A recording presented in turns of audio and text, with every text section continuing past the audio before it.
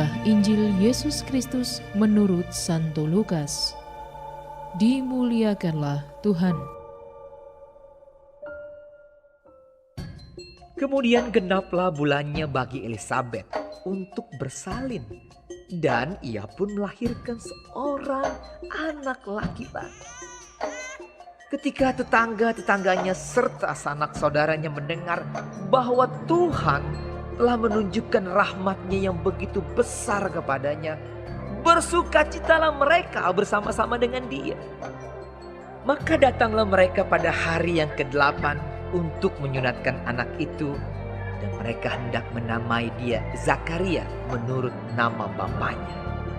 Tetapi ibunya berkata, "Jangan, ia harus dinamai Yohanes." Kata mereka kepadanya, "Tidak ada di antara sanak saudaramu yang bernama demikian." lalu mereka memberi isyarat kepada bapaknya untuk bertanya nama apa yang hendak diberikannya kepada anaknya itu. Ia meminta batu tulis, lalu menuliskan kata-kata ini. Namanya adalah Yohanes. Dan mereka pun heran semuanya. Dan seketika itu juga terbukalah mulutnya dan terlepaslah lidahnya. Lalu ia berkata-kata dan memuji Allah.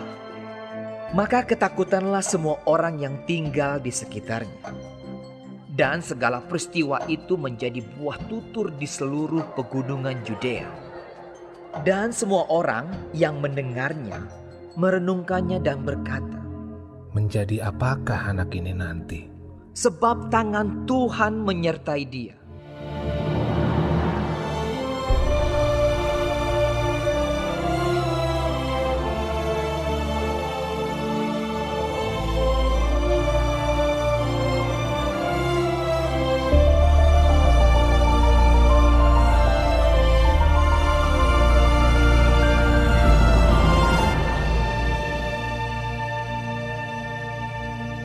Demikianlah Injil Tuhan.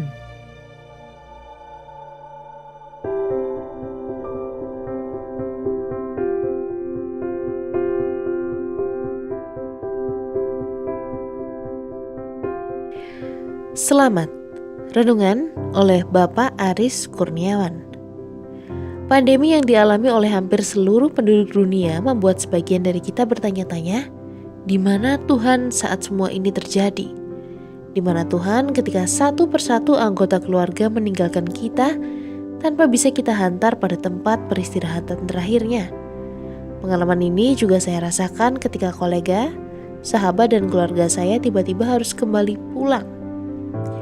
Dalam hati selalu saya daraskan doa-doa memohon keselamatan. Mungkin tidak hanya saya, tapi banyak dari kita juga tak henti berseru memohon supaya selamat dari pandemi ini.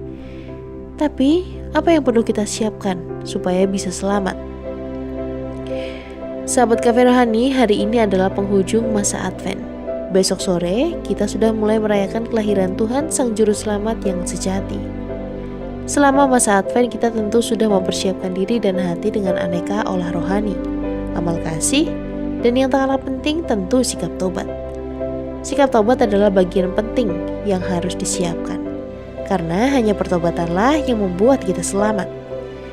Dalam bacaan Injil kita mendengar mulut Zakaria terbuka dan terlepas ikatan lidahnya, lalu ia berkata-kata memuji Allah. Zakaria selamat dari bisu karena ia pada akhirnya bertobat dan percaya pada perkataan Allah yang disampaikan malaikat ketika ia ada di bait Allah. Pertobatan membuat Zakaria akhirnya selamat. Dan ketika keselamatan itu datang, maka pujian kepada Allah dilambungkan. Sahabat Cafe Rohani, keselamatan itu akan datang kalau kita sungguh-sungguh bertobat lalu percaya kepada Allah. Percayalah, Allah tidak kemana-mana. Allah ada di dekat kita, menunggu kita bertobat supaya kita selamat. Pertobatan membuka mulut dan hati kita untuk mampu memuji Allah. Selamat menyongsong kelahiran Sang Juru Selamat. Selamat menikmati menu hari ini.